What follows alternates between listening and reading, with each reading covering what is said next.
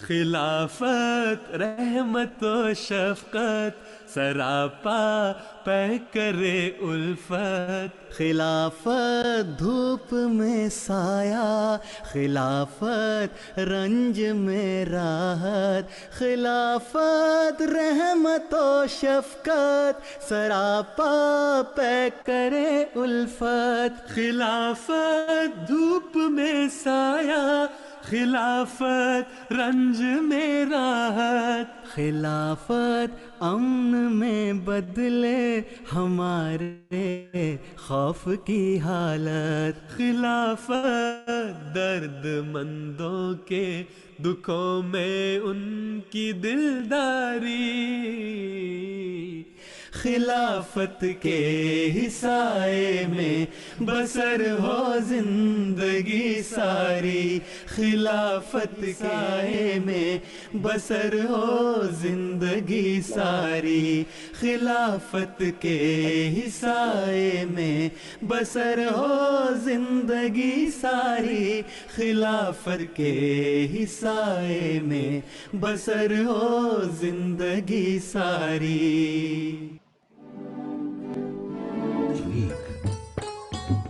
India's Himalayan valley of Kashmir has been known as the heaven on earth. These waters of the Dal Lake have seen innumerable chapters of history unfolding one after another. Even now, there are many secrets of the past which beckon the spirit of exploration. Some of them have the potential to completely alter our perception of history.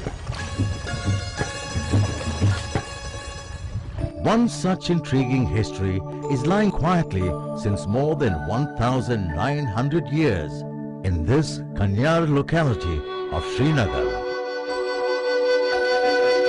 This place conceals one of the biggest mysteries of the modern world, the Rosable Shrine, burial place of Yuza Asaf. This board displays an information about the book Tarikh-e-Azam, written in 1729 AD by Khwaja Azam Dedmari. This spot is famous as the resting place of a messenger. I have read in ancient book that a prince from a foreign land arrived here and engaged himself in piety and prayers and became messenger of God for the Kashmiri people. What is intriguing is that since always this Yuza Asaf is considered to be none other than Jesus Christ himself, the savior of mankind. A number of Sanskrit, Buddhist, Persian, Arabic and Kashmiri historical texts show that Yuza Asaf is another name of Jesus Christ. Jesus Christ is not the original name of the Savior. His original Hebrew name was perhaps Yeshua. His name in other languages are derivatives of this Hebrew name. According to these texts, Jesus did not die on the cross. He survived the crucifixion and migrated to live in Kashmir.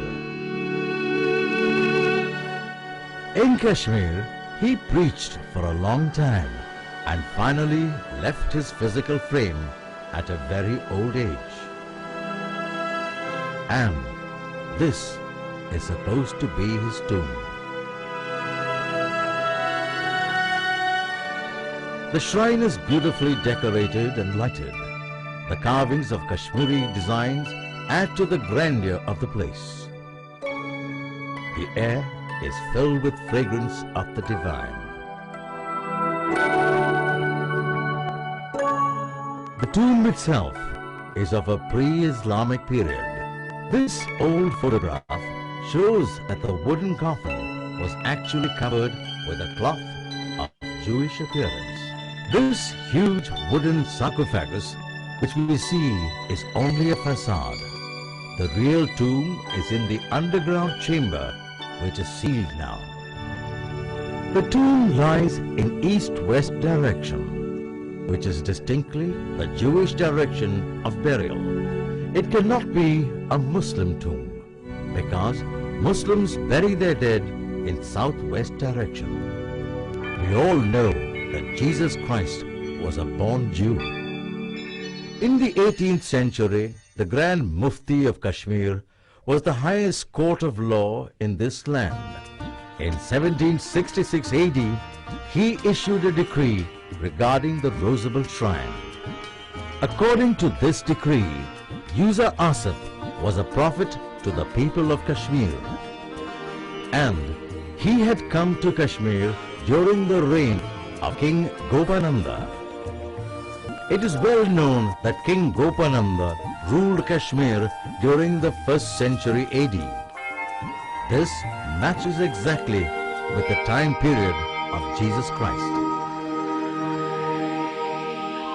There is another very tantalizing evidence. These are the footprints of User Asif. They show deep marks of wounds, something like those of crucifixion. Well-known scientist Kurt Berner has examined these marks and says that this is exactly how the feet of Jesus were nailed on the cross, one upon the other, pierced with a single nail.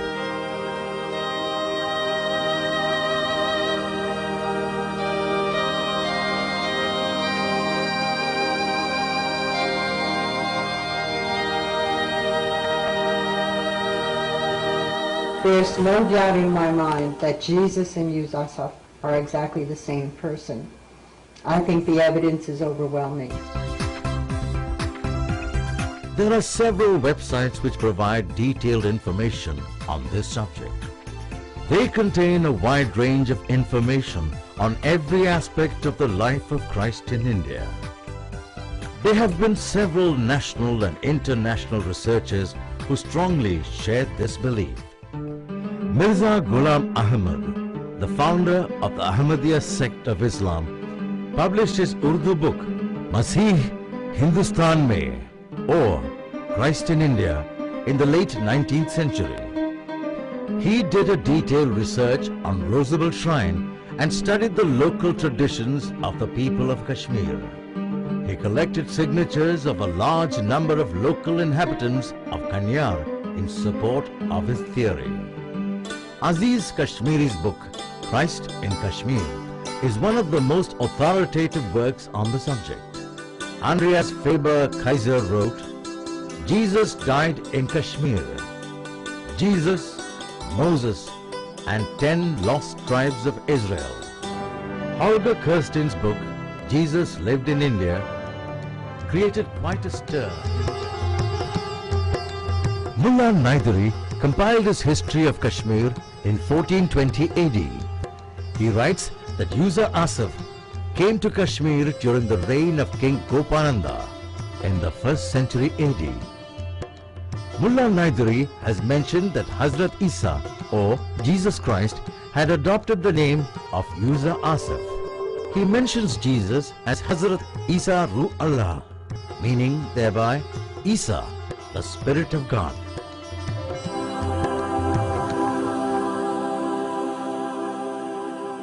Some archaeological evidences also support the arrival of Jesus in Kashmir.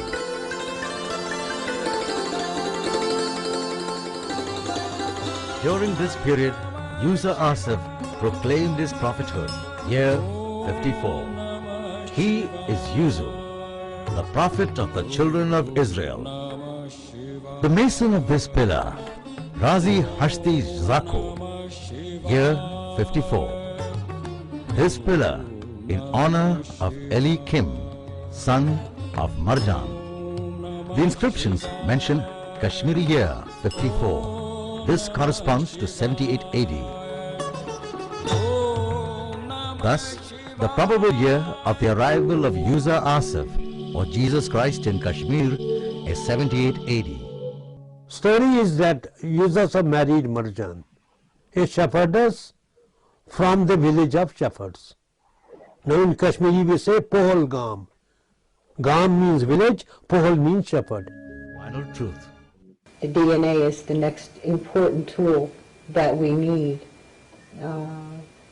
to help establish the truth. This shrine, which is revered by Christians, by Hindus, by Muslims, by Jews, it is a national heritage, and it should be taken over by UNESCO. It should be taken over by Government of India.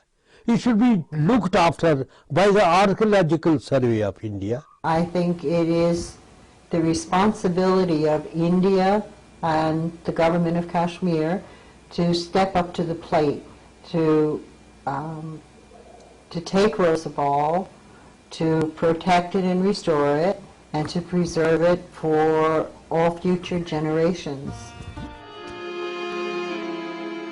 This Rosabal Shrine is perhaps the most unique place in the world. Nowhere else do we find such a great confluence of religions, thoughts and beliefs. It conveys to us the message of the Savior, who was the Prince of Peace. Generations will come and generations will go.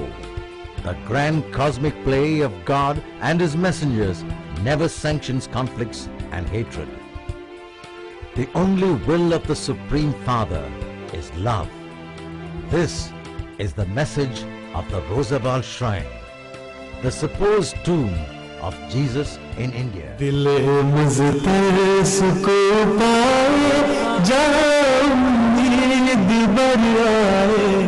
सहारा बेसहारों को मिले जीवन सवर दीन अहमद का जो आज सालार है, तीर हाथों में उसके न तलवार है, साथ फौजों की कोई न यलगार है, इब्न मंसूर की एक ललकार है। दीन अहमद का जो आज सालार है, तीर हाथों में उसके न तलवार है, साथ फौजों की कोई न यलगार है, इब्न मंसूर की एक ललकार है।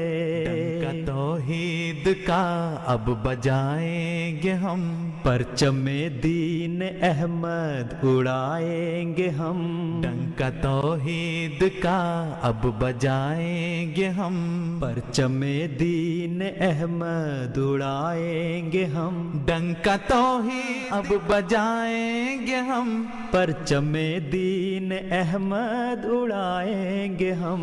दीन अहमद का जो आज सालार है, तीर हाथों में उसके न तलवार है।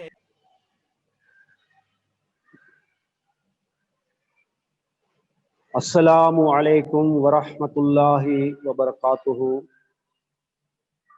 अशहदु अल्ला इलाहा इल्लल्लाहु वहदहु ला शरीका लहू व अशहदु अन्ना मुहम्मदन अब्दुहु व रसूलुहु। अम्मा बअद फअऊज़ु बिल्लाहि मिनश शैतानिर रजीम। बिस्मिल्लाहिर रहमानिर रहीम। அல்லாஹ் தாலாவின் அருளால் இன்றைய ஞாயிற்றுக்கிழமையிலும் ஸ்ரீலங்கா அஹமதியா முஸ்லிம் ஜமாத் கொழும்பு ஜமாத் லைன் மூலமாக ஜூம் தர்ஸ்க்கான ஏற்பாடு செய்யப்பட்டிருக்கின்றது. விசேஷமாக இன்றைய தர்ஸில் ஹசரத் ஈசா அலைஹிஸ்ஸலாம் அவருடைய வஃபாத்தை குறித்து ஒரு விளக்கத்தை முன்வைக்க நாடுகின்றேன். இதற்காக திருக்குர்ஆன், ஹதீஸ், அதே போன்று தஃப்சீர் கிரந்தங்கள், அதே போன்று பைபிள் மூலமாகவும் சில விஷயங்களை எடுத்து கூற விரும்புகின்றேன். மேலும் இந்த தர்ஸின் இறுதியில் ஒரு ஒன்று கூட்டு துஆவுக்கான ஏற்பாடும் செய்யப்பட்டிருக்கின்றது. இப்போது கலந்து கொள்ளக்கூடியவர்கள் இதனை நினைவு வைத்துக் கொள்ளுங்கள்.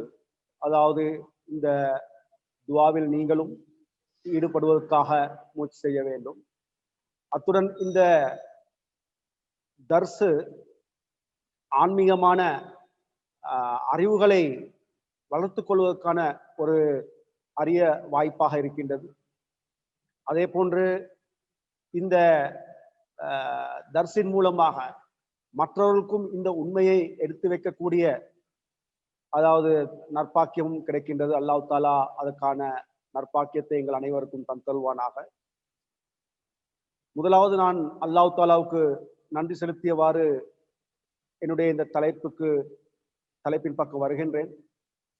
அதாவது ஹதரத் முஹம்மது முஸ்தபா ஸல்லல்லாஹு அலைஹி வஸல்லம் அவர்கள் தோன்றி தற்போது அதாவது 14ஆம் நூற்றாண்டும் கழிந்து விட்டது. அன்னார் ஹசரத் அதாவது அல்லாஹ் தாலாவுடைய அறிவுக்கேற்ப முன்னறிவுக்கேற்ப எல்லா மதங்களில் கூறிய பிரகாரம் ஒரு பெரிய நபியாக வருகை தந்திருந்தார்கள் அரேபிய நாட்டில். அன்னார் ஒரு 23 வருடங்களாக அதாவது எப்போது ஹதரத் முஹம்மது ரசூலுல்லாஹ் ஸல்லல்லாஹு அலைஹி வஸல்லம் அவர்கள் தான் நபி என்று பிரகடனப்படுத்தினார்களோ அந்த நாள் முதல் அன்னாருடைய வஃபாத் வரை அன்னாருக்கு முழுமையான ஷரியத்தான அந்த திருக்குரான் இறக்கப்பட்டது. எனவே படிப்படியாக திருக்குரான் தனது உம்மத்தை சீர்திருத்தத்துக்காக ஹிதாயத்துகளை இறக்கிக் கொண்டே இருந்தது. இந்த விஷயத்தில் இஸ்லாம் எப்பேற்பட்ட ஒரு ஜீவமான மதம் என்றால் அது இதுக்கு முன்புள்ள கிரந்தங்களையும் உறுதிப்படுத்தக்கூடிய ஒரு மதமாக இருக்கின்றது. அதே போன்று பிற்காலத்தில் ஏற்படக்கூடிய உண்மையான விடயங்களையும் அது எடுத்து கூறியிருக்கின்றது. இதில் ஒரு விஷயம்தான் இன்றைய காலத்தில் அதிகமான அதாவது கிறிஸ்தவர்கள் இன்று பாப்புலேஷன் அடிப்படையிலும் அதிகமான எண்ணிக்கையில் இருக்கின்றார்கள். அதே போன்று அகமதி அல்லாத முஸ்லிம்களும் அதாவது அதிக எண்ணிக்கையில் இருக்கின்றார்கள். இதுவரை அவர்களுடைய நம்பிக்கையில் ஹஜரத் ஈசா அலைஹிஸ்ஸலாம் அவர்கள் வஃபாத்தாகிவிடவில்லை, மாறாக அவர்கள் வானத்தில் இருக்கின்றார்கள் என்ற ஒரு மூட நம்பிக்கையை வெளிப்படுத்தி கொண்டு தான் இருக்கின்றார்கள். ஹஜரத் முஹம்மது ரசூலுல்லாஹ் ஸல்லல்லாஹு அலைஹி வஸல்லம் அவர்கள் அதாவது வருகை தந்ததும் அந்த நேரத்தில் கிறிஸ்தவர்கள் அக்கப்பக்கத்தில் இருந்தாலும் அவரிடத்திலும் ஈசா நபி அலைஹிஸ்ஸலாம் அவர்கள் இன்னும் வானத்தில் தான் இருக்கின்றார் என்ற அந்த நம்பிக்கை இருந்து வந்திருந்தது. ஆனால் ஹசரத் முஹம்மது முஸ்தபா ஸல்லல்லாஹு அலைஹி வஸல்லம் அவர்களால் ஒரு பொழுதும் இது நிரூபிக்கப்படவில்லை. அதாவது ஹஜரத் ஈசா அலைஹிஸ்ஸலாம் அவர்கள் வானத்தில் உயிரோடு இருக்கின்றார்கள். எனவே ரசூலுல்லாஹ் ஸல்லல்லாஹு அலைஹி வஸல்லம் அவர்கள் ஹஜரத் ஈசா அலைஹிஸ்ஸலாம் அவருடைய அந்த வஃபாத்துடைய அந்த நற்செய்தியையும் உம்மத்துக்கு விட்டு சென்றிருக்கின்றார்கள். ஆனால் உலமாக்கள் ஆன்மீக ரீதியில் குருடர்களாக இருக்கின்றார்கள். அதன் பின்னால் போகக்கூடிய பாமர முஸ்லீம்களும் குருடர்களாகவே இருக்கின்றார்கள். எனவேதான் அல்லாஹ் தாலா ஹஜரத் முஹம்மது முஸ்தபா ஸல்லல்லாஹு அலைஹி வஸல்லம் அவர்களுடைய முன்னெருப்புக்கேற்ப இந்த காலத்தில் ஹஜரத் மசீஹே மவுத் அலைஹிஸ்ஸலாம் அவர்களை அனுப்பியிருக்கின்றான். அன்னார்தான் இந்த உலகத்தில் முதலில் இந்த குரலை எழுப்பியிருந்தார்கள். அதுவும் ஒரு உண்மையான ஒரு குரல். அது என்னவென்றால், நீங்கள் எத்தனை வருடங்களாக ஈசா மசீஹை நீங்கள் எதிர்பார்த்து கொண்டிருக்கின்றீர்களோ அவர்கள் ஏற்கனவே வஃபாத்தாகி விட்டார்கள் என்ற அந்த உண்மையை வெளிப்படுத்தி அன்னாருடைய கல்லறை எங்கே இருக்கின்றது, அதாவது கபிரிஸ்தான் எங்கே இருக்கின்றது என்பதையெல்லாம் மிகவும் விளக்கமாக மசி ஹிந்துஸ்தான்மே என்ற கிரந்தத்தில் ஆதார பூர்வமாக அதனை நிரூபித்து காட்டிருக்கின்றார். நாங்கள் பார்க்கின்றோம், இஸ்லாம் எப்பேற்பட்ட ஒரு மதம் என்றால் ஒரு உண்மையை எடுத்து கூறுவது மட்டுமல்ல, மாறாக அந்த உண்மைக்கான சான்றிதழ்களையும் அதாவது நிரூபித்து காட்டுகின்றது. உதாரணமாக அல்லாஹ் தஆலா திருக்குர்ஆனிலே கூறுகின்றான், குல் ஹாத்து புர்ஹானக்கும் இன் குன்தும் சாதிகீன், நீங்கள் உண்மையாளர்கள் என்றால் வாருங்கள், அதாவது உங்களுடைய உறுதியான சான்றுகளை முன்னால் எடுத்து வையுங்க. எனவே ஹஜ்ரத் மஸீஹ் மவ்ஊத் அலைஹிஸ்ஸலாம் அவர்கள் ஈசா நபி அலைஹிஸ்ஸலாம் அவர்கள் வஃபாத்தாகி விட்டார்கள் என்ற விடயத்தை மட்டும் கூறவில்லை. மாறாக திருக்குரான், ஹதீஸ், மற்ற தஃப்சீர் போன்ற கிரந்தங்கள் மூலமாகவும், அதே போன்று சரித்திர கிரந்தங்கள் மூலமாகவும், எதுவரைக்கும் என்றால் பைபிள் போன்ற கிரந்தங்கள் மூலமாகவும் ஹஜ்ரத் மஸீஹ் ஈசா அலைஹிஸ்ஸலாம் அவர்கள் வஃபாத்தாகி விட்டார்கள் என்று நிரூபித்து காட்டிவிட்டார்கள். எனவேதான் நாங்கள் பார்க்கின்றோம், அதாவது ஹஜ்ரத் மஸீஹே மவ்ஊத் அலைஹிஸ்ஸலாம் அவர்கள் இந்த வாதத்தை முன்வைத்திருந்தார்கள் 1891ஆம் ஆண்டில். அதாவது ஹஜ்ரத் ஈசா அலைஹிஸ்ஸலாம் அவர்கள் வஃபாத்தாகி விட்டார்கள் என்று அல்லாஹ் தஆலா தனக்கு வஹி மூலமாக தெரிவித்ததாக இதனை பிரகடனப்படுத்தினார். இந்த ஈசா அலைஹிஸ்ஸலாம் அவர்கள் வஃபாத்தாகி விட்டார்கள் என்ற இந்த செய்தியை, இந்த தாவாவை மட்டும் முன்வைக்கவில்லை. மாறாக அந்த வரக்கூடிய ஈசாவை பற்றியும் ஹஜ்ரத் முஹம்மது முஸ்தபா ஸல்லல்லாஹு அலைஹி வஸல்லம் அவர்கள் கூறியிருக்கின்றார்கள். அது உண்மையிலே அதாவது காலம் சென்ற ஈசா நபி அலைஹிஸ்ஸலாம் அவர்கள் அல்ல, மாறாக அவர்களுடைய ஆன்மீகமான அந்த குண இயல்பில் வரக்கூடிய இன்னொருவரை பற்றி எடுத்து கூறப்பட்டிருக்கின்றது. அவர்தான் வாக்களிக்கப்பட்ட மசீஹும் இமாம் மஹதியும் ஆகிய ஹஜ்ரத் மிர்சா குலாம் முஹம்மது அலைஹிஸ்ஸலாம் காதியானி அலைஹிஸ்ஸலாம் அவர்கள் ஆவார். எனவே அன்னார் இந்த புனித ஜமாத்தாகிய அஹ்மதியா முஸ்லிம் ஜமாத்தையும் அதாவது நிறுவனம் செய்து இதற்கும் அதாவது கிட்டத்தட்ட 130 வருடங்கள் ஆகிவிடுகின்றன. எனவே இந்த உண்மையை நாங்கள் முழு உலகத்துக்கும் எடுத்து வைக்கின்றோம், ஆதாரங்களையும் எடுத்து வைக்கின்றோம். அதாவது கிறிஸ்தவர்களுக்கும் அஹ்மதி அல்லாத முஸ்லிம்களுக்கும், அதாவது ஹஜ்ரத் ஈசா அலைஹிஸ்ஸலாம் அவர்கள் நீங்கள் வானத்தில் உயிரோடு இருக்கின்றார்கள் நீங்கள் கூறுகின்றீர்கள். அதற்கான எந்த ஒரு சான்றும் உங்களுடைய கையில் இல்லை, உங்களுடைய கிரந்தத்திலும் இல்லை. மாறாக ஈசா நபி அலைஹிஸ்ஸலாம் அவர்கள் வஃபாத்தாகி விட்டார்கள் என்ற அந்த சான்றுகள் தான் உங்களுடைய கிரந்தத்தில் காணப்படுகின்றன. எனவே இதன் அடிப்படையில் நான் திருக்குரானில் ஒரு சில ஆதாரங்களை எடுத்து வைக்கின்றேன்.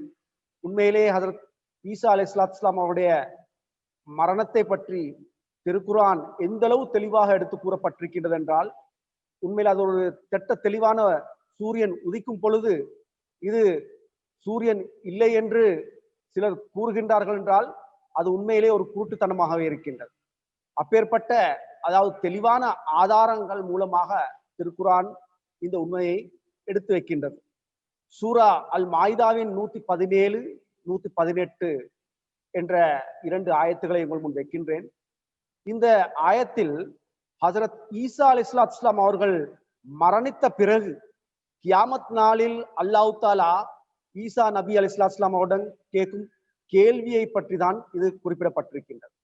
அதில் கூறப்பட்ட விஷயம் என்னவென்றால், அதாவது சூரா அல் மாயிதாவின் 117வது ஆயத்தில் அல்லாஹ் தஆலா கூறுகின்றான், வைத் காலல்லாஹு யா ஈஸா இப்னு மர்யம ஆன்த குல்த லின்னாஸி தஹுதூனி வ உம்மி இலாஹைனி மின் தூனில்லாஹ்.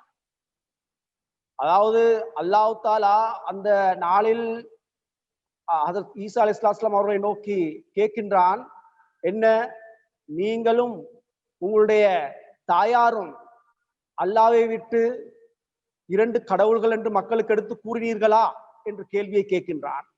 அந்த நேரத்தில் ஹஜ்ரத் ஈசா அலைஹிஸ்ஸலாம் அவர்கள் பதில் கொடுக்கின்றார்கள், கால சுப்ஹானக, அதாவது ஏ அல்லாஹ் நீ தூய்மையானவனா இருக்கின்றாய், மா யகூனு அன் அகூல லைஸ லி பிஹக்கின், அதாவது இவ்வாறான ஒரு தகாத ஒரு விஷயத்தை நான் எடுத்து கூறுவதற்கு எனக்கு எந்த விதமான ஹக்கும் இல்லை என்று கூறுகிறார். இந்த விஷயத்தை இன்னும் ஹஜ்ரத் ஈசா அலைஹிஸ்ஸலாம் அவர்கள் அடுத்த ஆயத்தில் மிகவும் தெளிவாக முன்வைக்கின்றார்கள் அல்லாஹ் தஆலாவிடம். அதாவது மா குல்து லஹும் இல்லா மா அமர்தனி பிஹி அன்இபுதுல்லாஹ ரப்பி வ ரப்புக்கும், அதாவது ஏ அல்லாஹ் நீ எனக்கு எதனை கொண்டு கட்டளையிட்டிருக்கின்றாயோ மக்களுக்கு எடுத்து கூறுவதற்காக அதனை தான் நான் கூறியிருக்கின்றேன்.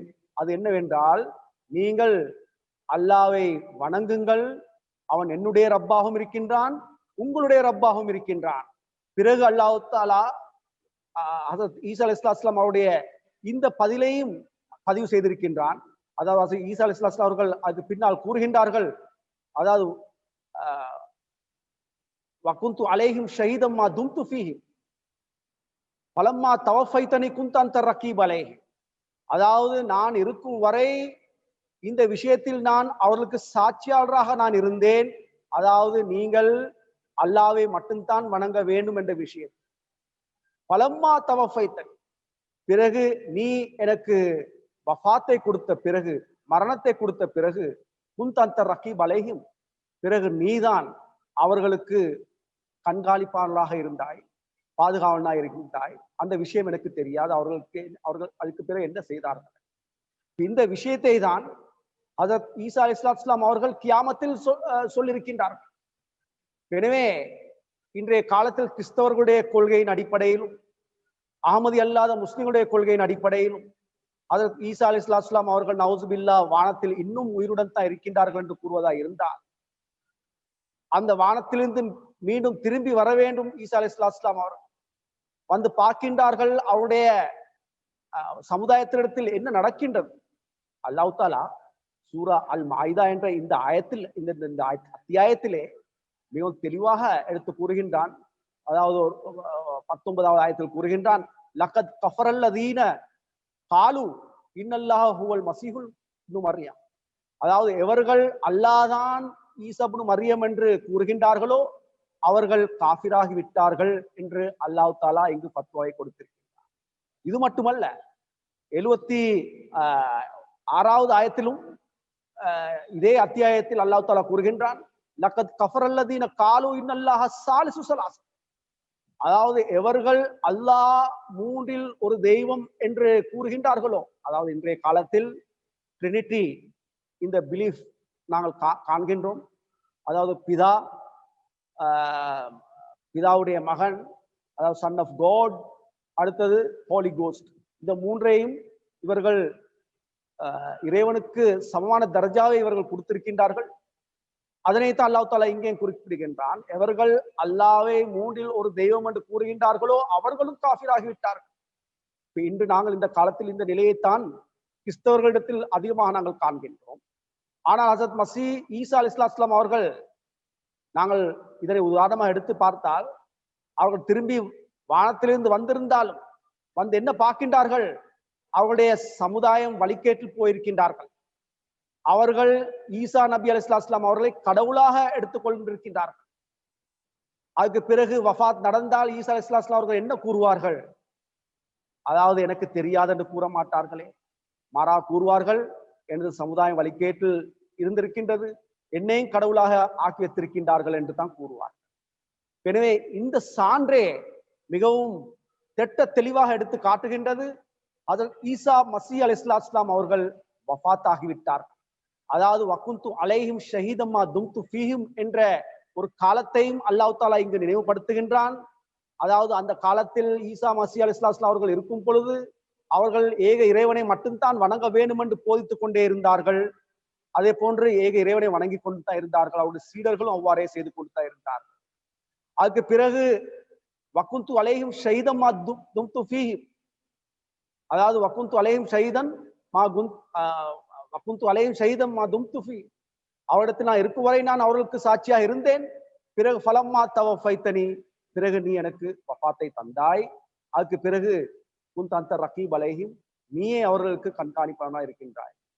இதனை அவர்கள் இங்கு வந்து உண்மையிலே, அதாவது நாங்கள் அதை உதாரணமாக எடுத்து ஈசா அலைஹிஸ்ஸலாம் வானத்திலிருந்து மிக திரும்பி வந்து பார்த்துவிட்ட பிறகு வஃபாத்தாகி கியாமத் நாளில் போய் ஆஜராகின்றார்கள் என்றால் இந்த பதிலை கூறியே ஆக வேண்டும். இந்த குர்ஆனில் இருக்கக்கூடிய பதிலையே கூறியாக வேண்டும். அவருக்கு போய் செல்ல முடியாது. எனவே இதிலிருந்து விளங்குகின்றது, ஹஜ்ரத் ஈசா மஸீஹ் அலைஹிஸ்ஸலாம் அவர்கள் வஃபாத் ஆகிவிட்டார்கள்.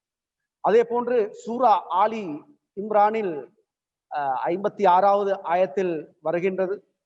இதுவும் மிகவும் ஈசா அலைஹிஸ்ஸலாம் அவர்கள் வஃபாத்தாகி விட்டார்கள் என்று உறுதியாக எடுத்து கூறக்கூடிய ஒரு சான்றாக இருக்கின்றது. அதாவது ஒரு ப்ரூஃபா இருக்கின்றது. அதில் அல்லாஹ் தஆலா என்ன கூறுகின்றான்?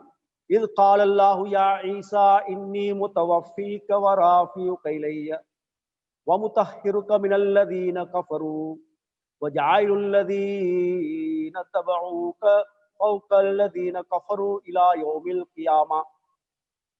இந்த ஆயத்தில் அல்லாஹ் தாலா கூறுகின்றான், அதாவது எப்போது அல்லாஹ் தாலா ஈசா மஸீஹ் அலைஹிஸ்ஸலாம் அவர்களை நோக்கி கூறினானோ, அதாவது அது என்ன விஷயம் என்றால், ஏ ஈசாவே, நிச்சயமாக நான் உமக்கு இயற்கையான மரணத்தை தருவேன், வராஃபியுக்கிலைய, அதன் பிறகு தன்னளவில் உமக்கு உயர்வையும் நான் தருவேன், வமுத்தஹிருக்க மினல்லதீன கஃபர், அதாவது நிராகரிப்பவர்களுடைய குற்றச்சாட்டுகளிலிருந்து நான் உம்மை தூய்மைப்படுத்துவேன்.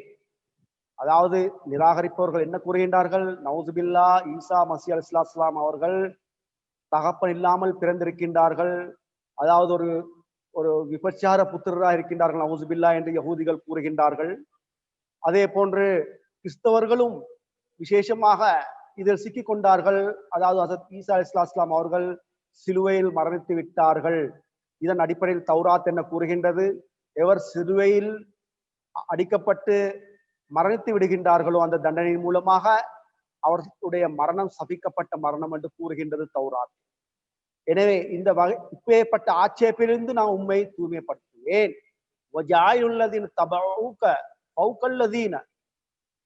அதாவது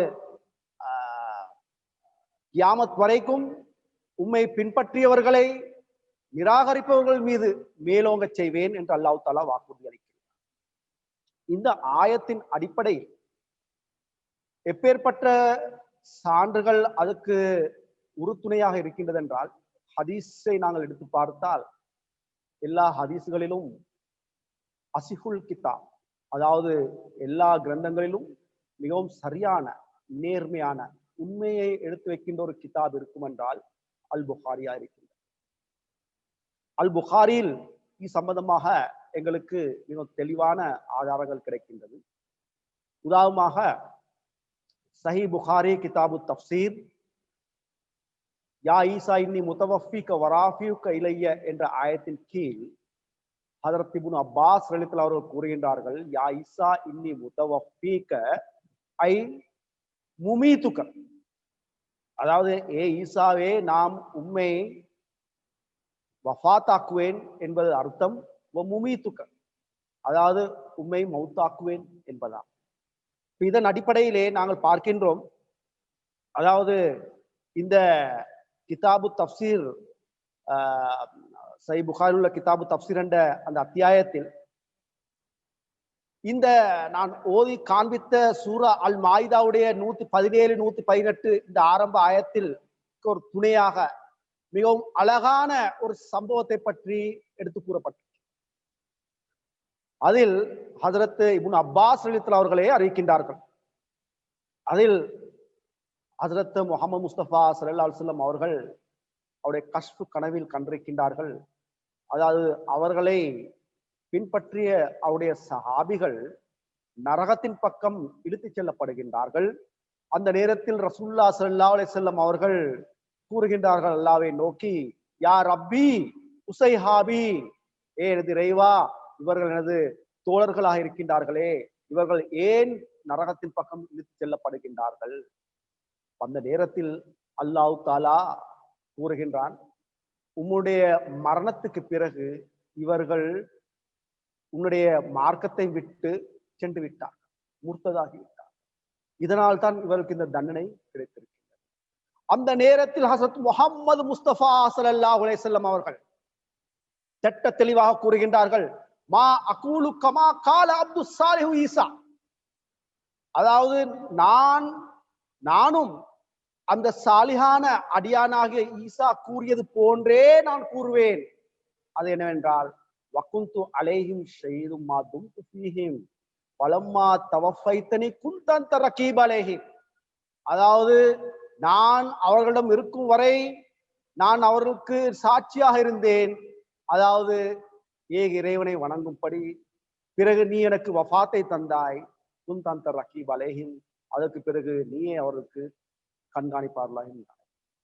இதே ஆயத்தை ஹஸரத் முஹம்மது முஸ்தபா ஸல்லல்லாஹு அலைஹி வஸல்லம் அவர்கள் ஃபலம்மா தவஃபைதனி என்ற சொல்லையே, அந்த திருக்குர்ஆனில் இருக்கின்ற சொல்லையே பாய்த்திருக்கின்றார்.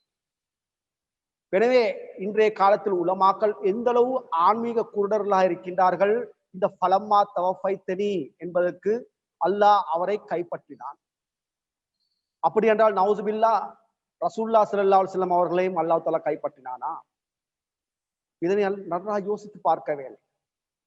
நாங்கள் பார்க்கின்றோம், ஹஜ்ரத் முஹம்மது முஸ்தபா ஸல்லல்லாஹு அலைஹி வஸல்லம் அவருடைய வஃபாத்தின் பொழுது அன்னார் 63ஆம் வயதில் வஃபாத்தாகினார்கள் என்று அந்த சான்று மிகவும் ஊர்ஜிதமாகவே நாங்கள் நிரூபிக்கின்றோம். ஹஜ்ரத் முஹம்மது ரசூலுல்லாஹி ஸல்லல்லாஹு அலைஹி வஸல்லம் அவர்கள் எப்போது வஃபாத் ஆகிவிட்டார்களோ அந்த நேரத்தில் அன்னாருடைய ஜனாசாவின் முன்னால் ஒன்று சேர்ந்த சஹாபிகளுடைய முதலாவது இஜ்மா மிகவும் முக்கியம் வாய்ந்தது. அதுவும் கூட அதாவது சஹீஹ் புகாரியில் கிதாபுன் நபி என்ற அத்தியாயத்தில் பதிவு செய்யப்பட்டிருக்கிறது. அதில் விசேஷமாக இன்னொரு ஆயத்து இருக்கின்ற சூரா ஆல் இம்ரானின் 145வது ஆயத்தாகும். இதுவும் மிகவும் சிறந்த ஒரு ஆதாரமா இருக்கின்றது. ஹஜ்ரத் ஈசா மஸீஹ் அலைஹிஸ்ஸலாம் அவர்கள் வஃபாத் ஆகிவிட்டார். அதில் மிகவும் தெளிவாக அல்லாஹ் தஆலா என்ன கூறுகின்றான்? வமா முஹம்மதுன் இல்லா ரசூல் கத் ஹலத் மின் கப்லிஹிர் ருசுல் அஃப இம்மாத அவ் குத்திலன் கலப்தும் அலா அல்காபிக்கும். அதாவது முஹம்மது ஸல்லல்லாஹு அலைஹி வஸல்லம் அவர்கள் அல்லாஹ்வுடைய தூதராக இருக்கின்றார். அவருக்கு முன் வந்த அனைத்து ரசூல்மார்களும் காலம் சென்று விட்டார்கள். எனவே அவர் அதாவது வஃபாத்தாகினாலோ அல்லது கொலை செய்யப்பட்டாலோ நீங்கள் உங்கள் குதிக்கால்களால் திரும்பி விடுவீர்களா என்று அல்லாஹ் தஆலா. அதாவது ஒரு மனிதனுக்கு, அதுவும் ஒரு நபியுடைய அந்தஸ்தை பெற்ற ஒரு மனிதனுக்கு மரணத்தை தழுவக்கூடிய 2 வழியை பற்றி இங்கு கூறப்பட்டிருக்கிறது. ஒன்று அதாவது மாத்த இயற்கையான மரணத்தை தழுவுகின்றார், அல்லது அவுக்குத்தில அதாவது கொலை செய்யப்படுகின்றார். இது 2 வழியை விட்டு வேறு எந்த ஒரு வழியுமே இல்லை. எனவே இந்த ஆயத்தை குறித்து சஹாபிகளுடைய ரசூலுல்லாஹி ஸல்லல்லாஹு அலைஹி வஸல்லம் சஹாபிகளுடைய இஜ்மாவுடைய சம்பவத்தை நான் எடுத்து கூற விரும்புகிறேன். சஹீஹ் புகாரியிலும் இது பதிவு செய்யப்பட்டிருக்கிறது, முஸ்னத் அஹ்மத் பின் ஹம்பலிலும் இது கூறப்பட்டிருக்கிறது. அதில் ரசூலுல்லாஹி ஸல்லல்லாஹு அலைஹி வஸல்லம் அவர்கள் வஃபாத் ஆகிய பொழுது ஒரு பிரச்சனை ஏற்படுகின்றது சஹாபாக்கள் மத்தியில். அந்த நேரத்தில் சஹாபிகள் ரசூலுல்லாஹி ஸல்லல்லாஹு அலைஹி வஸல்லம் அவர்கள் வஃபாத் ஆகி விட்டார்கள் என்ற அந்த செய்தியை கேட்டதும் அவர்களால் தாங்க முடியாமல் போய்விட்டது. அதில் விசேஷமாக ஹஸரத் உமர் ரலியல்லாஹு அவர்கள் முன்னிலையில் இருந்தார். எனவே அவர்களுக்கு ரசூலுல்லாஹி ஸல்லல்லாஹு அலைஹி வஸல்லம் அவர்கள் மீதுள்ள அந்த அன்பு நேசத்தின் காரணமாக அவர் வஃபாத்தாகி விட்டார் என்ற செய்தியை கேட்க விரும்பவில்லை. அதாவது அந்த செய்தி அன்னாரால் பொறுத்து கொள்ள முடியாது. எனவே அவர்கள் என்ன கூறினார்கள்? யாராவது ஒருவர் இந்த இடத்தில் ரசூலுல்லாஹி ஸல்லல்லாஹு அலைஹி வஸல்லம் வஃபாத்தாகி விட்டார்கள் என்று கூறினால் நான் அவருடைய கழுத்தை துண்டித்து விடுவேன் வாளால் என்று கூறினார். எனவே சஹாபிகள் அதாவது கொஞ்சம் அச்சம் கொண்டார்கள். இந்த நேரத்தில் வஃபாத்தாகி விட்டது என்ற விஷயத்தை எடுத்து கூறினாலும் ஒரு குழப்பமான சூழ்நிலையா இருக்கிறது. அந்த நேரத்தில் வெளியிலிருந்து ஹஸரத் அபூபக்கர் சித்திக் ரலியல்லாஹு அவர்கள் வருகை தருகின்றார்கள் மதீனாவுக்கு. அந்த நேரத்தில் அவர்கள் வியாபார விஷயமாக வெளியே சென்றிருந்தார்கள். அவர்கள் கேள்விப்பட்டது ரசூலுல்லாஹி ஸல்லல்லாஹு அலைஹி வஸல்லம் அவர்கள் வஃபாத் ஆகிவிட்டார்கள். எனவே அன்னார் மதீனாவுக்கு வருகின்றார்கள். வந்து ரசூலுல்லாஹி ஸல்லல்லாஹு அலைஹி வஸல்லம் அவருடைய அந்த ஜனாசாவை அதாவது மஸ்ஜித் நபவியில் உள்ள அவருடைய அறையில் போய் பார்க்கின்றார்கள். ரசூலுல்லாஹி ஸல்லல்லாஹு அலைஹி வஸல்லம் அவர்கள் வஃபாத் ஆகி இருக்கின்றார்கள். அன்னாருடைய முகத்தில் அன்னார் முத்தமிட்டார்கள். பிறகு வந்து பார்க்கின்றார்கள், இந்த சஹாபாக்கள் மத்தியில் இந்த பிரச்சனை ஏற்பட்டு கொண்டிருக்கின்றது. மிகவும் அழகான ஒரு உபதேசத்தை ஹஸரத் அபூபக்கர் சித்திக் ரலியல்லாஹு அவர்கள் முன்வைத்திருந்தார்கள். அதன் மூலமாகத்தான் ஹஸரத் உமர் ரலியல்லாஹு அவர்களுக்கு தெளிவு ஏற்பட்டது. அந்த தெளிவு கிடைத்ததும் அன்னார் உடனே மயக்கமடைந்து கீழே விழுந்து விட்டார். அந்த உபதேசத்தில் ஹஸரத் அபூபக்கர் சித்திக் ரலியல்லாஹு அவர்கள் கூறுகின்றார்கள், அதாவது முஸ்லிம்களே, எவர்கள் ஏக இறைவனாகிய ஜீவனான இறைவனை அல்லாவை வணங்கி கொண்டு வந்தார்களோ நினைவில் வைத்துக் கொள்ளுங்கள், அந்த இறைவனுக்கு ஒரு பொழுதும் மரணம் ஏற்படுவதில்லை. அவன் ஜீவமான இறைவனாக இருக்கின்றான். ஆனால் எவர் ரசூலுல்லாஹி ஸல்லல்லாஹு அலைஹி வஸல்லம் அவர்கள் மீது ஈமான் கொண்டார்களோ கேளுங்கள், அவர்கள் வஃபாத்தாகிவிட்டார்கள் என்று கூறி இந்த ஆயத்தை ஓதி காட்டினார்கள். வமா முஹம்மது இல்லா ரசூலுன் கத் ஹலத் மின் கப்லிஹி ருசுல். எனவே இந்த தெளிவு கிடைத்து விட்டது சஹாபாக்கள் மத்தியில். ரசூலுல்லாஹி ஸல்லல்லாஹு அலைஹி வஸல்லம் அவர்களும் இதுக்கு முன்புள்ள ரசூல்மார்கள் வஃபாத்தாகியதை போன்று அன்னார் வஃபாத்தாகிவிட்டார். எனவே அந்த இஜ்மாவில் எல்லோரும் ஏக மனதாக ரசூலுல்லாஹி ஸல்லல்லாஹு அலைஹி வஸல்லம் வஃபாத்தை ஏற்றுக்கொண்டார்கள். எனவே இன்றைய காலத்தில் நாங்கள் அகமதி அல்லாத பாமர முஸ்லிம்கள் மத்தியில் நாங்கள் பார்க்கின்றோம், இந்த மூடத்தனமான கொள்கை ஊடுருவிக் கொண்டே இருக்கின்றது. பரம்பரையாக ஊடுருவிக் கொண்டே இருக்கின்றது. நவுதுபில்லா, ஈசா நபி இன்னும் வானத்தில் உயிரோடு இருக்கின்றார். இவர்களை போன்ற நம்பிக்கை அந்த சஹாபிகள் மத்தியில் இருந்திருந்தால் நிச்சயமாக அந்த இஜ்மாவில் யாராவது ஒரு சஹாபி எழுந்து கேள்வி கேட்டிருப்பார்கள். ஏன் ஈசா நபியும் இவ்வளவு காலமாக நூற்றுக்கணக்கான வருடங்களாக வானத்தில் இருக்கின்றார்களே, அப்படி என்றால் ரசூலுல்லாஹி ஸல்லல்லாஹு அலைஹி வஸல்லம் அவர்கள் வானத்துக்குத்தான் சென்றிருப்பார்கள் என்ற ஒரு ஆட்சேபனை விடுத்திருக்கலாம். ஆனால் அவ்வாறு எவருமே முன்வைக்கவில்லை. இதிலிருந்து என்ன விளங்குகின்றது? எப்படி ரசூலுல்லாஹி ஸல்லல்லாஹு அலைஹி வஸல்லம் அவர்கள் வஃபாத்தாகினார்களோ அவ்வாறே இயற்கையான மரணத்தை எல்லா நபிமார்களும் தழுவியிருக்கின்றார்கள் என்று அந்த ஏகமனதான இஜ்மாவாக இருக்கிறது.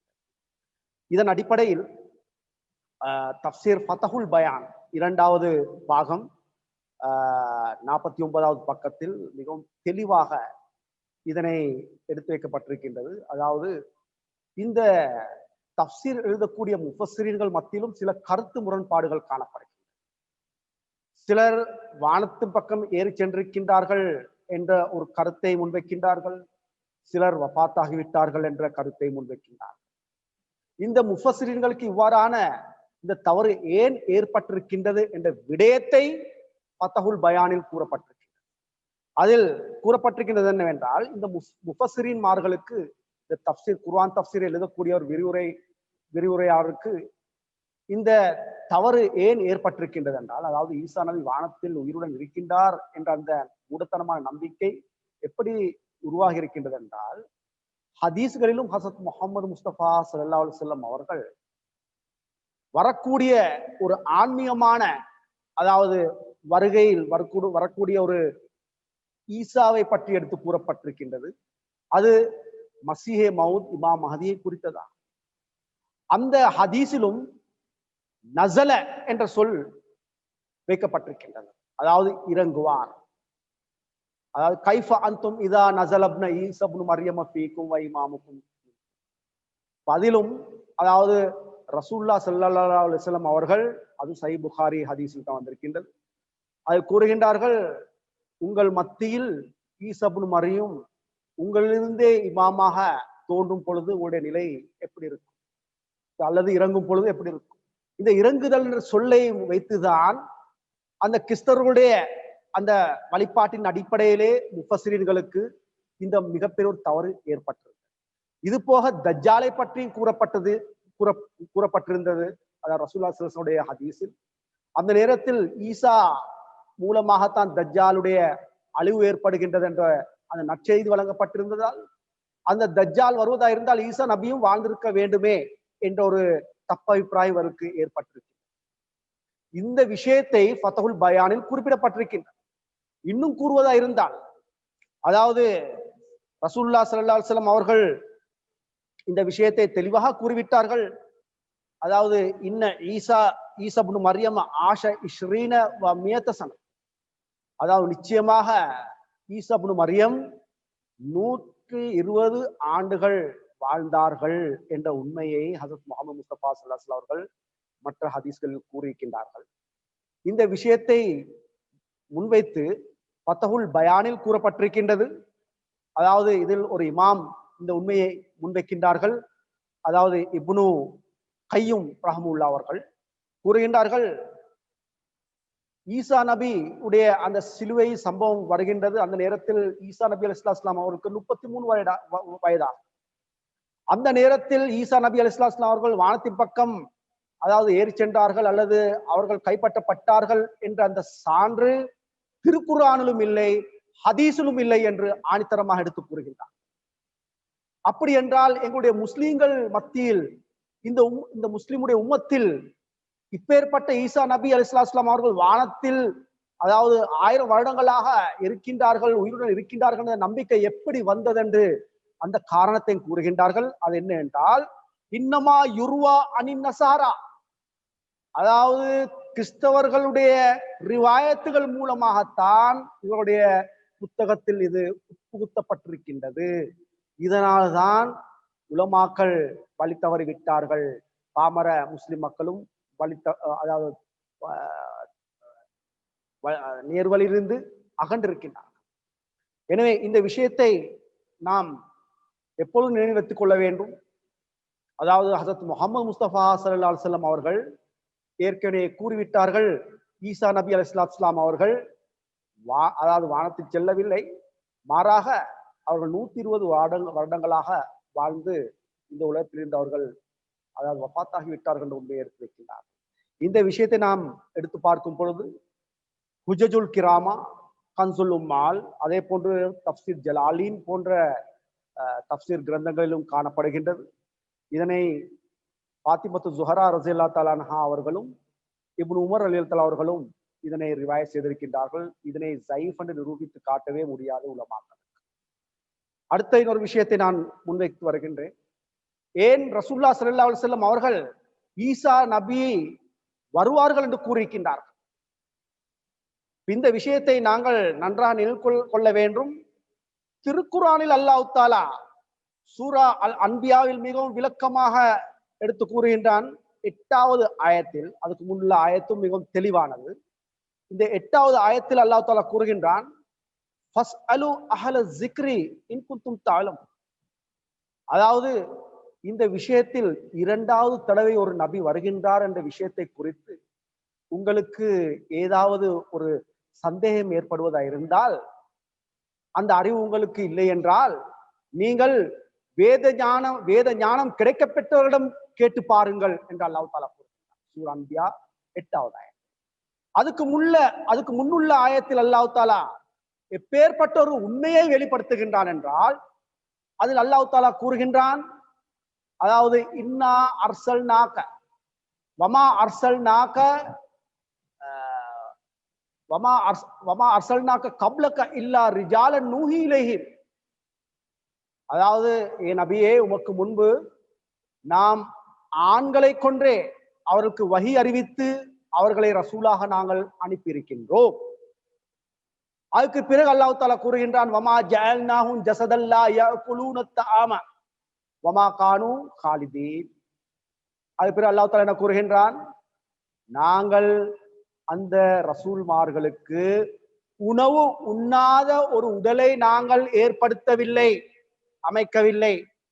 மாறாக அவர்கள் மரணிக்கக்கூடிய உடலைத்தான் நாங்கள் வழங்கியிருக்கின்றோம். வமா கானூ காலிதீன், மேலும் அந்த ரசூல்மார்கள் நீண்ட காலம் வாழப்போவதும் இல்லை என்று கூறிதான் இந்த விஷயத்துக்கு அல்லாஹ் தஆலா வருகின்றான். அதாவது முஸ்லிம் உம்மாவுக்கு நினைவுபடுத்துகின்றான். எனவே 2வது தடையும் ஒரு நபி வருவதாக நன்மாராயம் கூறப்பட்டிருந்தால், அதன் அர்த்தம் அவர் திரும்பி வருவதல்ல, அல்லது அவர் வானத்து பக்கம் சென்றிருப்பதும் அல்ல. மாறாக இவரை போன்ற ஒரு நல் இயல்பில் வரக்கூடிய ஒருவர் இவருடைய மிஷனை அதாவது நிலைநாட்டுவார் என்பதாக இந்த விஷயத்தை நாங்கள் திருக்குர்ஆனில் நாங்கள் பார்க்கின்றோம். ஹஜ்ரத் முஹம்மது முஸ்தபா ஸல்லல்லாஹு அலைஹி வஸல்லம் அவர்கள் சூரா ஜுமாவில் கூறுகின்றார்கள், வாஹரீன மின்ஹும் லம்மா யல்ஹகு பிஹி. அதாவது என்னுடைய இந்த இன்னொரு வருகையும் இருக்கின்றது, அது ஆகரிகள் மத்தியில் இருக்கின்றது. முஸ்லிம்கள் எவருமே கூற மாட்டார்கள், நவுசுபில்லா, ரசூலுல்லாஹி ஸல்லல்லாஹு அலைஹி வஸல்லம் அவர்கள் மீண்டும் உலகத்து வரப்போகின்றார்கள் அல்லது வானத்தில் சென்றிருக்கின்றார்கள். அன்னார் 63வது வயதில் வஃபாத்தாகிவிட்டார். எனவே இந்த ரசூலுல்லாஹி ஸல்லல்லாஹு அலைஹி வஸல்லம் 2வது வருகையை நோக்கி இங்கு கூறப்பட்டிருக்கின்றது எவரை பற்றி என்றால், வரக்கூடிய வாக்களிக்கப்பட்ட மஸீஹ் இமாம் மஹதியை பற்றி. அது அவருடைய காலம் ரசூலுல்லாஹி ஸல்லல்லாஹு அலைஹி வஸல்லம் 2வது வருகையின் தோட்டமாக இருக்கும், காலமாக இருக்கும் என்று கூறப்பட்டிருக்கிறது. இதே போன்று நாங்கள் பார்க்கின்றோம் இல்யாஸ் நபி அலைஹிஸ்ஸலாம் அவர்களை பற்றி. இன்று யகூதிகள் ஈசா நபி அலைஹிஸ்ஸலாம் அவர்களை மசீஹாக ஏற்றுக்கொள்ளாத காரணம் என்ன? அவர்கள் மத்தியிலும் இன்றைய காலத்தில் இந்த மூட உலமாக்களை போன்று ஒரு மூட நம்பிக்கை இருக்கின்றது. இலியாஸ் நபி இன்னும் வானத்தில் தான் இருக்கின்றார்கள், அவர்கள் இன்னும் வருகை தரவில்லை ஏனென்றால் அவர்களை பற்றி தௌராத்தில் கூறப்பட்டிருக்கின்றது. இப்ப பாருங்கள், அது அவ்வாறு கூறப்பட்டிருக்கின்றதான்னு பார்க்க வேண்டும். பைபிளில் பழைய ஏற்பாட்டில் இராஜாக்கள் என்ற ஒரு புத்தகம் இருக்கின்றது. அதில் 2வது பாகம் 11வது வசனமாக இருக்கின்றது. 2வது அதிகாரத்தில் அதில் கூறியிருக்கின்றது என்றால் கூறப்பட்டிருக்கிறது என்னவென்றால், ஏலியா சுழற் காற்றில் பரலோகத்தில் ஏறி போனார். ஏலியா சுழற் காற்றில் பரலோகத்தில் ஏறி போனார். இந்த விஷயத்தை வைத்துதான் அதாவது யகூதிகள் ஹதரத் ஈசா மஸீஹ் அலைஹிஸ்ஸலாம் அவர்களை எதிர்த்தார்கள். அதாவது ஏலியா அல்லது இலியாஸ் அலைஹிஸ்ஸலாம் அவர்கள் திரும்பி வந்த பிறகுதான் நாங்கள் மசீஹை ஏற்றுக்கொள்ள வேண்டும். இன்றும் கூட யகூதிகள் கிறிஸ்தவர்களுக்கு எதிராக இருப்பது காரணமும் இதுதான்.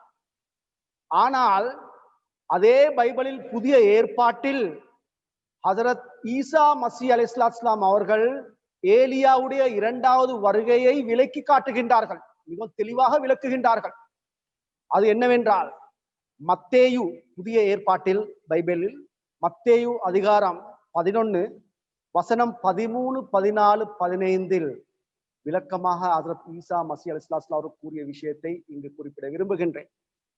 அங்கு கூறப்பட்டிருக்கிறது என்னவென்றால், அதாவது நியாய பிரமாணமும் தீர்க்கதரிசிகள் யாவரும் யோவான் வரைக்கும் தீர்க்க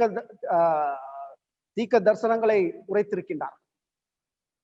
அதாவது அதுக்கு முன்புள்ள இந்த நியாய பிரமாணங்களும் எல்லா நபிமார்களும் இந்த யோவானுடைய வருகை பற்றி தீர்க்க தரிசனத்தை பற்றி எடுத்து கூறியிருக்கின்றான். இந்த யோவான் என்பவர் யாரு?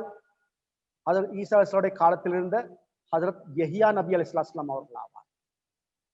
அல்லது ஆங்கிலத்தில் ஜான் த பேப்டிஸ்ட் என்று கூறப்படுகிறது. இந்த இடத்தில் ஹதரத் ஈசா மஸீஹ் அலைஹிஸ்ஸலாம் அவர்களிடத்தில் இந்த யகூதிகள் வந்து இந்த கேள்வி கேட்டதும் அன்னார் கூறுகின்றார்கள் இந்த இடத்தில், அதாவது இந்த யோவானை பற்றி தீர்க்கதரிசிகள் எல்லோரும் ஏற்கனவே கூறியிருக்கின்றார்கள். நீங்கள் ஏற்றுக்கொள்ள மனதாயிருந்தால் வருகிறவராகிய ஏலியா இவர்தான் என்று யோவானை சுட்டிக்காட்டி கூறுகின்றார்கள் ஹஸரத் ஈசா அலைஹிஸ்ஸலாம். அதில் சீடர்கள் வந்து கேட்கின்றார்கள் ஈசா நபி அலைஹிஸ்ஸலாம் அவரிடம், அப்படியானால் ஏலியா முந்தி வர வேண்டும் என்று வேதபாரகர்கள் சொல்லுகின்றார்களே, அது எப்படி என்று கேட்கின்றார். அதாவது ஏலியா தான் முன்னால் வர வேண்டும், மஸீஹ் அல்ல. இதை பற்றி வேதபாரகர்கள் கூறுகின்றார்கள், அதாவது யகூதியுடைய உலமாக்கள் கூறுகின்றார்கள். அது எப்படி? அந்த நேரத்தில் இயேசு மஸீஹ் அதுக்கு பதிலாக கூறுகின்றார், ஏலியா முந்தி வந்து எல்லாவற்றையும் சீர்படுத்துவது மெய்தான், ஆனாலும் ஏலியா வந்து விட்டார் என்றே நான் உங்களுக்கு சொல்லுகின்றேன். அவரை அறியாமல் தன் இஷ்டப்படி அவருக்கு செய்தார்கள். அதாவது ஹஸரத் இலியாஸ் அலைஹிஸ்ஸலாம் அவர்களுக்கும் அவருடைய சமுதாயம் துன்புறுத்தினார்கள், கொடுமைப்படுத்தினார்கள். இதனால் இலியாஸ் அலைஹிஸ்ஸலாம் அவர்களுக்கும் ஹிஜ்ரத் செய்ய வேண்டிய நிலை ஏற்பட்டது. அவர்களும் மலை பிரதேசத்து பக்கம் அவர்கள் அதாவது ஹிஜ்ரத் செய்தார்கள். இதனால் தான் அங்கு வந்திருக்கின்றது, அதாவது சுழற் காற்றில் பரலோகத்தில் அவர்கள் ஏறி போனார்கள். இந்த விஷயத்தில் அது ஈசா அலைஹிஸ்ஸலாம் அவர்களும் கூறுகின்றார்கள், இவ்விதமாய் மனுஷகுமாரனும், இந்த மனுஷகுமாரன் யாரு? அது ஈசா அலைஹிஸ்ஸலாம் அவர்கள் தான் தன்னை நோக்கி கூறுகின்றார்கள். இவ்விதமாய் மனுஷகுமாரனும் அவர்களால் பாடுபடுவார், இந்த நிலை எனக்கும் ஏற்படும் என்று அவர் கூறுகின்றார். பாருங்கள், மிகவும் திட்ட தெளிவாக இந்த விஷயத்தை கூறிய பிறகு சீடர்கள் கூறுகின்றார்கள், எமது இயேசுநாதர் எங்களுக்கு அந்த விஷயத்தை கூறி தந்தது அந்த ஏலியாவுடைய 2வது வருகை இந்த யோவான் ஸ்நானரை பற்றி தான் என்று அவர்கள் அதில் கூறுகின்றார். எனவே பழைய நபிமார்கள் வருவதில்லை, அவர்கள் வஃபாத்தாகிவிட்டார்கள்.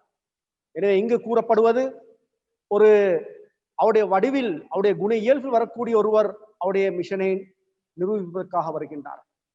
இதனை தான் ஹஸரத் ஈசா மஸீஹ் அலைஹிஸ்ஸலாம் அவர்கள் எடுத்து காட்டினார். எனவே நான் இறுதியில் ஹசரத் ஈசா அலைஹிஸ்ஸலாமுடைய வஃபாத்தை குறித்து ஹசரத் மஸீஹ் மவ்ஊத் அலைஹிஸ்ஸலாம் அவர்கள் கூறிய மிக முக்கியமான சில விஷயங்களை எடுத்து கூற விரும்புகின்றேன். என்றால் இதை நாங்கள் எப்பொழுதும் நினைவில் வைத்துக் கொள்ள வேண்டும். ஹசரத் ஈசா அலைஹிஸ்ஸலாம் அவர்களுடைய இந்த உண்மை நிலையை பற்றி ஹசரத் மஸீஹ் மவ்ஊத் அலைஹிஸ்ஸலாம் அவர்கள் தான் முதலில் இந்த உலகத்தில் எட்ட வைத்திருந்தார்கள். ஈசா மஸீஹ் அவர்கள் வஃபாத்தாகிவிட்டார்கள். அவருடைய கல்லறை இந்தியாவில் காஷ்மீரில் கான்யார் என்ற மஹல்லாவில், ஸ்ரீநகரில் உள்ள கான்யார் என்ற மஹல்லாவில் இருக்கின்றது என்று மிகவும் ஆதாரபூர்வமாக இதனை நிரூபித்து காட்டினார். ஹஜரத் மஸீஹ் மவ்ஊத் அலைஹிஸ்ஸலாம் அவர்கள் கூறுகின்றார்கள், இஸாலா அவ்ஹாம் மூன்றாவது பகுதியாக ருஹானி கசாயின் என்ற கிரந்தத்திலும் இது பதியப்பட்டிருக்கின்றது. 402வது பக்கத்தில் கூறுகின்றார்கள், எனது நண்பர்களே, இப்போது நீங்கள் எனது இறுதி உயிலையும் கேளுங்கள். ஒரு ரகசியமான விடயத்தையும் கூறிவிடுகின்றேன், அதனை நன்றாக நினைவில் கொள்ளுங்கள்.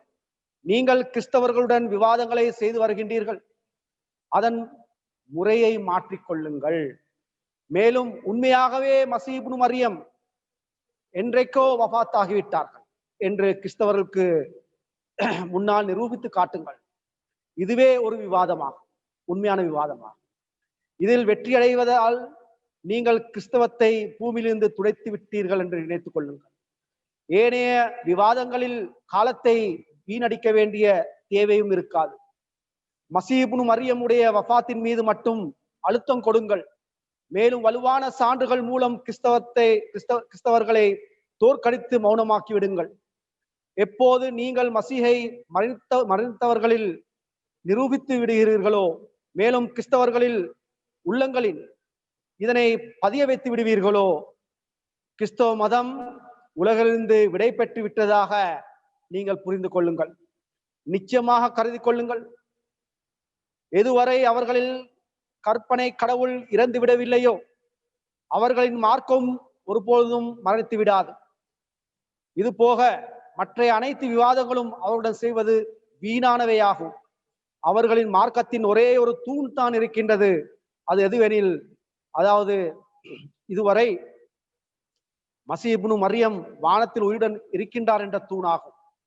இந்த தூணை தூளாக்கி விடுங்கள். பிறகு பார்வையிட்டு பாருங்கள், கிறிஸ்தவ மதம் உலகில் எங்கே போய்விட்டதென்று. இன்னொரு இடத்தில் ஹசரத் மஸீஹ் மவ்ஊத் அலைஹிஸ்ஸலாம் அவர்கள் கூறுகின்றார்கள், அதாவது நினைவில் கொள்ளுங்கள், எவரும் வானத்திலிருந்து இறங்கி வர மாட்டார். தற்போது வாழ்ந்து கொண்டிருக்கும் எமது அனைத்து எதிரிகளும் மரணித்து போய் விடுவார்கள். அவர்களிலும் எவரும் ஈசா இப்னு மரியமை வானத்திலிருந்து இறங்கி வருவதை காண மாட்டார்கள். பிறகு அவர்களின் பிள்ளைகளும் எஞ்சிருப்பார்கள், அவர்களும் மரணித்து விடுவார்கள். அவர்களில் எந்த மனிதரும் ஈசா இப்னு மரியமை வானத்திலிருந்து இறங்கி வருவதை காண மாட்டார்கள். பிறகு அவர்களின் பிள்ளைகளின் சந்ததிகளும் மரணித்து விடுவார்கள். அவர்களும் மரியமின் மகன் வானத்திலிருந்து இறங்கி வருவதை காண மாட்டார்கள். அப்போது இறைவன் அவர்களின் உள்ளங்களில் குருசையின் வெற்றி காலமும் கடந்து சென்று விட்டது. உலகம் வேறொரு வடிவில் வந்து விட்டது. ஆனால் மரியமின் மகன் ஈசா அலைஹிஸ்ஸலாம் இதுவரை வானத்திலிருந்து இறங்கி வரவில்லையே என்ற அச்சத்தை போட்டு விடுவான்.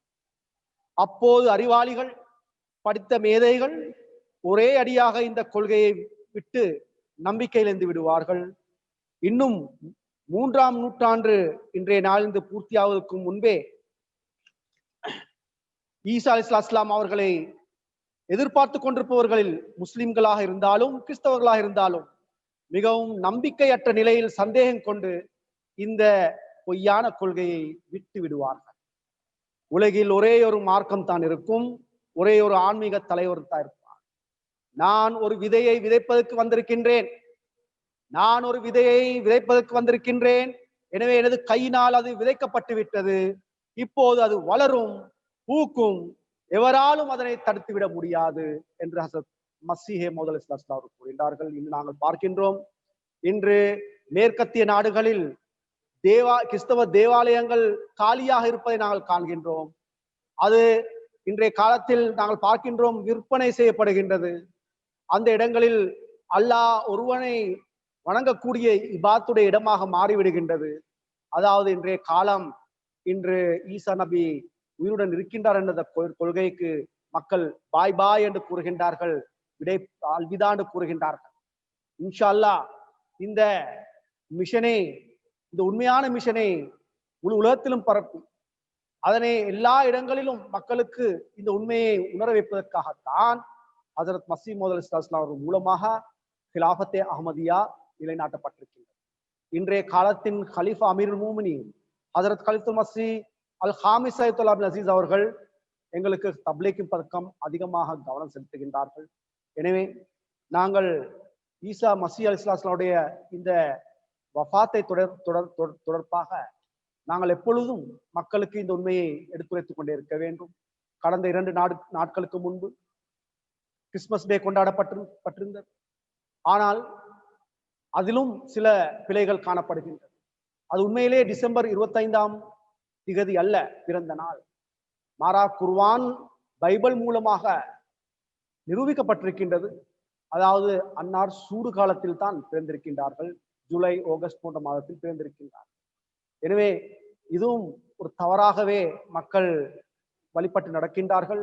இந்த உண்மையும் எடுத்துரைப்பதற்கு அந்த பொறுப்பை அல்லாஹ் தாலா அகமதிகளாகிய எங்களுக்குத்தான் போட்டிருக்கின்றார். எனவே நாம் அதிகமாக இஸ்லாம் அஹமதியத்துடைய வெற்றிக்காக துவா செய்து கொண்டிருக்க வேண்டும். கடந்த ஜும்மாவில் ஹுசூர் அவர்கள் விசேஷமாக பாகிஸ்தான் அகமதிகளுக்காக துவா செய்யுமாறு கூறினார்கள். அங்கும் பல எதிர்ப்புகள் அதாவது வளர்ந்து வருகின்றது. அகமதி மக்கள் துன்புறுத்துக்கு ஆளாகப்படுகின்றார்கள். அல்லாஹ் தாலா அங்குள்ள எல்லா அகமதிகளை காப்பாற்றுவானாக. அதே போன்று அல்ஜீரியாவுடைய நாட்டில் உள்ள அகமதிகள் சிலர் சிறைப்பிடிக்கப்பட்டிருக்கின்றார்கள். அவர்களுக்காக துவா செய்யுங்கள். அல்லாஹ் தாலா அவருடைய விடுதலைக்கான சாமான்களை ஏற்படுத்துவானாக. அங்குள்ள அகமதிகளையும் காப்பாற்றுவானாக. எங்கெல்லாம் அகமதிகளுக்கு எதிராக எதிர்ப்புகள் ஏற்பட்டு கொண்டிருக்கின்றதோ அல்லாஹ் தாலா அந்த தீங்கிலிருந்து எல்லா அகமதிகளையும் காப்பாற்றுவானாக. வாஹிர் தவ்வானா அல்ஹம்துலில்லாஹி ரப்பில் ஆலமீன்.